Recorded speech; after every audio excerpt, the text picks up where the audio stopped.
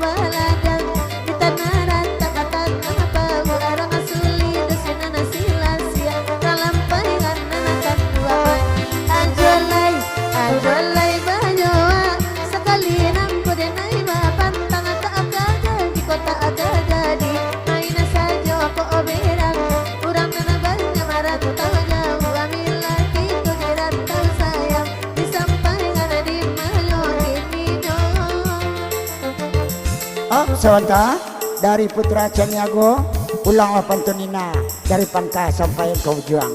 Dari Putra Caniago salam kepada mama di sana. Nang kita kena tersebut namun kadang kena tembagala.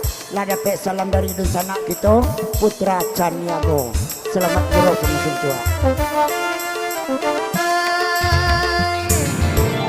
Kalau asa kali nang kuna baban tang indah akaman di kota baran di basumu ko baladan di tanah rata batan nama bau amil lagi tu sinana silasia ralampai kan anakan dua mai oh Allah putra jani yang kudangakan bila la banyowa sekali nang ko baban tang indah kajal di kota akan jadi main sajo ko berang urang na banyak rantau jauh ambil lagi itu di rantau sayang kesampaian anakan dua mai Allah oh Allah dia kecancang kambing itu kandak malam petang malam tidur taban yang angan-angan takkan dua ngajuan anakan dua mai